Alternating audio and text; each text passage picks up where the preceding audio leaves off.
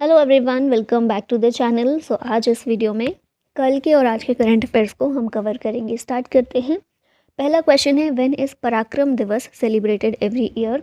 इस दिन को हर साल सेलिब्रेट किया जाता है 23 जनवरी को। आज ही के दिन 2021 से हमने इस दिन को पराक्रम दिवस के रूप में सेलिब्रेट करना शुरू किया था।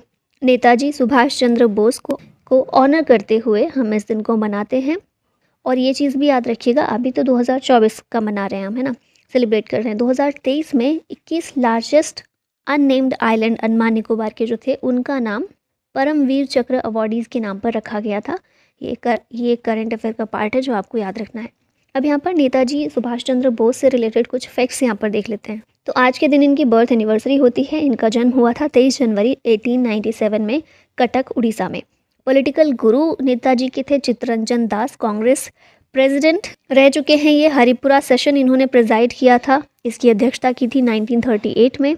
फिर 1939 में इसके बाद वाला त्रिपुरी सेशन जो था, त्रिपुरी अधिवेशन, उसमें भी ये जीते थे presidential election against Gandhi ji के जो कैंडिडेट थे ना, पट्टाभी सीतारामैया, उनके अगेंस्ट ये जीते थे। तो इसको गांधी जी ने, इस हार को बहुत दिल पर ले लिया था और गांधी जी ने बोला था कि ये पट्टाभी सीतारामैया की हार नहीं बल्कि स्वयं गांधी जी की हार है, क्योंकि उन्हीं के द्वारा खड़ा किया गया कैंडिडेट हार गया था इलेक्शन में और नेताजी जीत गए थे। ठीक है, लेकिन क्या हुआ था कि बहुत ज़्यादा प्रेशर इन पर डाला जा रहा था, क्योंकि गांधी जी अब हारे हैं। उन्होंने थोड़ा ईगो पर ले लिया था इस चीज़ को। तो बाकी जितने भी कांग्रेस के मेंबर्स थे वो नेताजी के साथ कोप अप नहीं कर रहे थे, है ना, इनको सहयोग नहीं कर रहे थे इनको अपने काम पूरा करने में। तो इस वजह से इन्होंने रेजिग्नेशन दे दिया था, प्रेसिडेंट की जो पोस्ट थी उससे हट गए थे ये। ठीक है, एक नई पार्टी फिर हटने के बाद इन्होंने फॉर्म की फॉरवर्ड ब्लॉक नाम की 22 जून 1939 में। सुभाष चंद्र बोस ने महात्मा गांधी को फादर ऑफ द नेशन की उपाधि प्रदान की थी, ये टाइटल दिया था। पॉपुलर स्लोगन इनके द्वारा दिया गया, दिल्ली चलो और तुम मुझे खून दो मैं तुम्हें आज़ादी दूंगा, give me blood I will give you freedom. फिर उसके बाद 21 अक्टूबर 1943 में सुभाष चंद्र बोस के द्वारा आज़ाद हिंद फौज का गठन किया गया था और इसके बाद में आज़ाद हिंद रेडियो स्टेशन भी जर्मनी में शुरू किया गया था इनके द्वारा। 2018 में 3 आइलैंड अंडमान निकोबार के, उनका नाम रीनेम किया गया था और इन्हीं के नाम पर रखा गया था। जैसे कि रॉस आइलैंड का नाम नेताजी सुभाष चंद्र बोस द्वीप किया गया, नील आइलैंड का नाम शहीद द्वीप किया गया, हैवलॉक आइलैंड का नाम चेंज करके स्वराज द्वीप किया गया था। Which of the following states has its foundation day on 21 जनवरी? 21 जनवरी को त्रिपुरा, मणिपुर, मेघालय, इन तीनों ही राज्यों का फाउंडेशन डे होता है। 52nd फाउंडेशन डे 2024 में सेलिब्रेट किया गया। 1972 में इन्हें फुल फ्लेज्ड स्टेट का दर्जा दिया गया था under the North Eastern Region Reorganisation Act 1971। Important days देख लेते हैं थोड़े से जनवरी के। तो 1 जनवरी होता है Global Family Day, 4 Jan World Braille Day, 6 जनवरी World Day of War Orphans, 9 जनवरी को प्रवासी भारतीय दिवस, 10 जनवरी वर्ल्ड हिंदी डे। इसकी थीम है Hindi bridging traditional knowledge and artificial intelligence.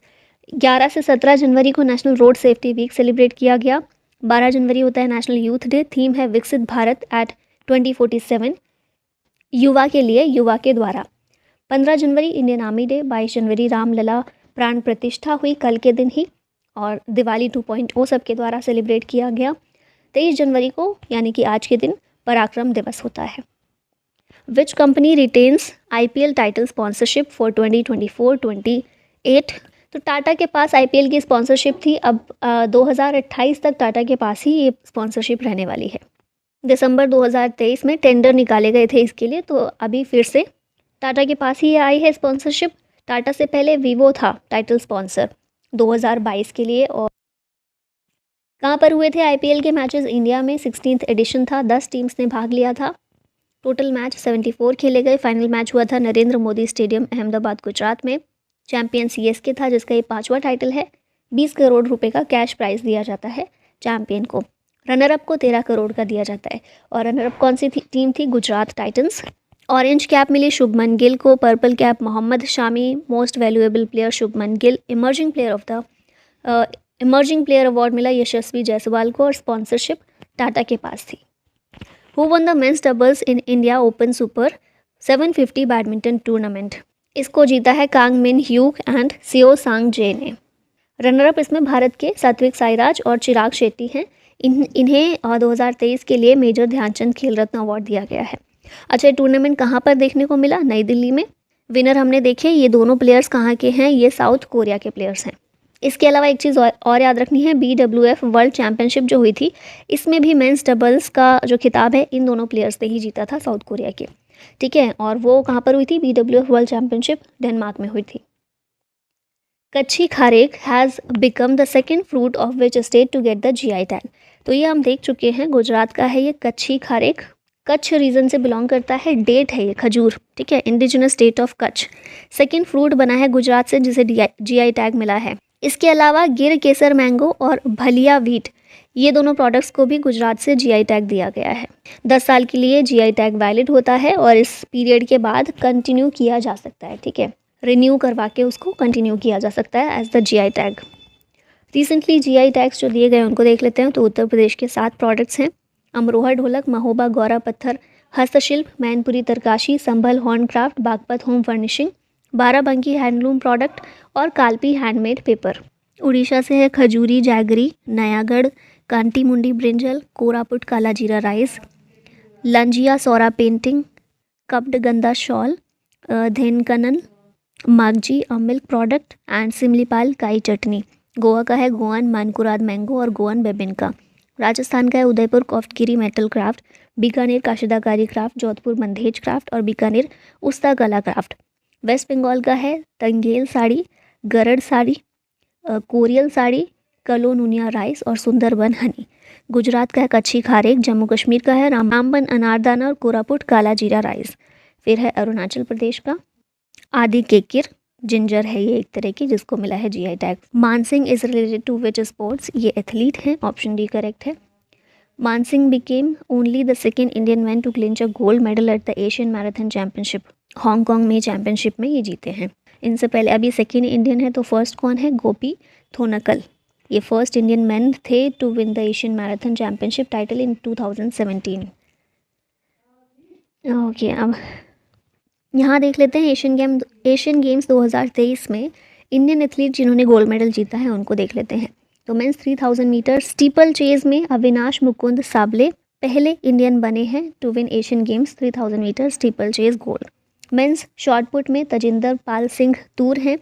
Women's 5000 metre में पारुल चौधरी हैं। ये पहली इंडियन वुमेन बनी है to bag the 5000 metre gold at the Asian Games. Women's javelin throw में अन्नू रानी हैं, जिन्होंने गोल्ड मेडल जीता और ये पहली इंडियन वुमेन बनी है to win a gold medal in javelin throw in Asian Games. Men's javelin throw में हमारे गोल्डन बॉय नीरज चोपड़ा और मेंस 4x400 मीटर रिले में मोहम्मद अनस याहिया, अमोज जैकब, मोहम्मद अजमल वारिया थोड़ी और राजेश रमेश, ये 4 प्लेयर्स ने रिले रेस में जीता है gold medal. Recently who has launched the Axiom 3 mission to the International Space Station? ये कौन सी है? ये है स्पेस एक्स, जिसके द्वारा एक्सियम 3 मिशन को लॉन्च किया गया है नासा के कैनेडी स्पेस सेंटर से। क्रू ड्रैगन कैप्सूल का नाम है फ्रीडम। रॉकेट यूज़ किया गया फाल्कन 9 और 4 एस्ट्रोनॉट्स इसमें गए हैं, जिनमें से एक ये है एल्पर गेजेरवकी। ये पहले टर्किश एस्ट्रोनॉट हैं जो कि इंटरनेशनल स्पेस स्टेशन पर गए हैं। Who is the chief architect of the construction of Ayodhya Ram temple? ये हैं चंद्रकांत सोमपुरा। अच्छे से याद रखना है इनका नाम, चंद्रकांत सोमपुरा। इस मंदिर के अलावा सोमनाथ टेम्पल गुजरात का जो है इन्हीं के द्वारा डिज़ाइन किया गया। स्वामी नारायण टेम्पल मुंबई में इन्हीं के द्वारा डिज़ाइन किया गया। अक्षरधाम टेम्पल कॉम्प्लेक्स गुजरात में जो है और बिरला टेम्पल कोलकाता के, ये सारे इन्हीं के द्वारा डिज़ाइन किए गए हैं। अयोध्या राम मंदिर से रिलेटेड फैक्ट यहाँ देख लेते हैं। टोटल पिलर्स कितने हैं इस मंदिर में? 392। डोर्स कितने हैं? 44। कंस्ट्रक्शन कंपनी है Larsen and turbo LNT। Project management company है टाटा कंसल्टिंग इंजीनियर्स लिमिटेड। भूमि पूजन 5 अगस्त 2020 को किया गया था। इनॉग्रेशन यानी कि प्राण प्रतिष्ठा कल 22 जनवरी 2024 को ही। Ram statue has been carved by renowned sculpture Arun Yogiraj. 5 साल के बच्चे के रूप में लॉर्ड राम की जो ये आइडल है ये तैयार की गई है। 51 इंच टॉल है। ठीक है, एक लोटस के ऊपर इनको खड़ा किया गया है और crafted from the Shyamlal stone. Dark stone जो है आप देख रहे होंगे, ब्लैक स्टोन जो होता है, इससे इसको क्राफ्ट किया गया है। Iron has not been used anywhere in the construction. The architectural style of the temple is Nagara style with sanctum मतलब इसमें गर्भगृह, मंडप जिसको हॉल भी कहते हैं, एंड मंदिर्स, ये सारी चीज़ें नागर स्टाइल में होती हैं। तो नागर स्टाइल में इसको बनाया गया है। जब हम टेम्पल्स के आर्किटेक्चर की बात करते हैं तो दो तरह का आर्किटेक्चर होता है, नागर स्टाइल में और द्रविड़ स्टाइल में। ठीक है, द्रविड़ जो है वो साउथ इंडिया का है, नागर नॉर्थ इंडिया का है। फिर एक मिडिल का भी आता है, बेसर शैली उसको बोलते हैं, बेसर स्टाइल। तो ये नागर स्टाइल में बनाया गया है। टोटल 5 मंडप या 5 हॉल हैं, नृत्य मंडप, रंग मंडप, सभा मंडप, प्रार्थना और कीर्तन मंडप। ठीक है, नेक्स्ट क्वेश्चन है, who is the president of 78th session of the UNGA who is currently on a visit to India. United Nation General Assembly के 78th सेशन के प्रेसिडेंट हैं डेनिस फ्रांसिस, जो इस समय भारत आए हुए हैं 5 दिन की विजिट पर। इंडिया UN रिलेशन को स्ट्रेंथन करने के लिए ये इम्पॉर्टेंट है। और रिपब्लिक डे परेड जो होने वाली है 26 जनवरी में, उसमें डेनिस फ्रांसिस पार्टिसिपेट करेंगे इन महाभारतास Republic Day parade as the state guest. Which country has recently signed an agreement with the United States to purchase Tomahawk missiles. तो ये कंट्री है जापान, जिसने USA के साथ में इस एग्रीमेंट को साइन किया है। Japan will purchase up to 400 Tomahawks. Tomahawk क्या है? Land attack sea launched cruise missile है। कुछ समय पहले हमने कल परसों ही देखा था, सैटरडे को शायद देखा था, जापान 5th कंट्री बन गई है जिसने मून पर सॉफ्ट लैंडिंग करवाई है। इसके द्वारा स्विम मिशन भेजा गया था जिसके ज़रिए हुआ है। ठीक है, मून स्नाइपर स्पेस क्राफ्ट का नाम है जिसको सॉफ्ट लैंडिंग जिसके द्वारा करवाई गई है। ठीक है, after 16 years of negotiation a free trade agreement has been agreed between India and which country. तो ये इंडिया और स्विट्ज़रलैंड के बीच में ये फ्री ट्रेड एग्रीमेंट साइन किया गया है 16 साल के नेगोशिएशन के बाद। ये एग्रीमेंट जॉब क्रिएट्स करेगा for the young population of India and secure employment in Switzerland. Recently India के जो अदर कंट्रीज़ के साथ MOU साइन हुए हैं उनको देख लेते हैं। इंडिया और क्यूबा के बीच हुआ है on digital public infrastructure. India और मॉरिशस के बीच on 20 crore rupees small satellite project. India और गुयाना के बीच फॉर हाइड्रोकार्बन सेक्टर। इंडिया और मलेशिया के बीच for cooperation in broadcasting. India और इटली के बीच mobility and migration partnership agreement के लिए। और इंडिया और रशिया के बीच on construction of future power generating units of Kudankulam nuclear plant, Tamil Nadu. Mamani food festival is organized in which state और UT। इसको लद्दाख में ऑर्गेनाइज किया गया। The vibrant Mamani ethnic food festival organized by Himalayan cultural heritage foundation in Ladakh. इस festival में tribute pay किया जाता है to notable historians and academics. तो इसी में योकमा ग्रुप को फर्स्ट प्राइज़ दिया गया है। India Kyrgyzstan joint forces exercise Khanjar held at which place. तो खंजर एक्सरसाइज इंडिया और किर्गिस्तान के बीच होती है और ये हिमाचल प्रदेश में देखने को मिली, बकलोह हिमाचल प्रदेश में 11th एडिशन इसका ऑर्गेनाइज किया गया। Who will be awarded cricketer of the year title at BCCI awards. ये दिया जाएगा शुभमन गिल को। और इसके अलावा life time achievement award BCCI awards में दिया जाएगा रवि शास्त्री को। इंडियन हेड कोच है Ravi Shastri, former Indian head coach हैं रवि शास्त्री, इनको दिया जाएगा in Hyderabad. Madhika a unique language of which place nears extinct. तो मधिका एक लैंग्वेज है कहाँ की? कन्नूर की है। और अब सिर्फ 2 लोग बचे हैं जो फ्लुएंटली इसको बोल सकते हैं इस लैंग्वेज को। चकलिया कम्युनिटी है, कुकानम विलेज एट कन्नूर, ये इसके द्वारा ये बोली जाती है। और अब एक तो 87 ईयर ओल्ड KP नारायणन और इनकी नीस राजपुत्री, सिर्फ ये 2 लोग ऐसे बचे हैं जो फ्लुएंटली इसको बोल सकते हैं।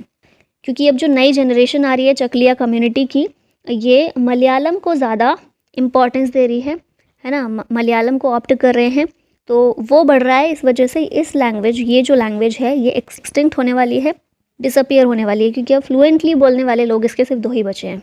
ठीक है, तो याद रखना है मधिका, पहली चीज़ मधिका है क्या? एक लैंग्वेज है जो कि चकलिया कम्युनिटी के द्वारा बोली जाती है कन्नूर में। लास्ट में क्वेश्चन आप लोग के लिए, who has been appointed as the director general of SSB। Nina Singh, Rahul Raskotra, Daljit Singh Chaudhary या फिर अनीस सिंह दयाल। आंसर बताइएगा कमेंट में। और इसी के साथ वीडियो का होता है end. Thank you so much for watching. जय हिंद।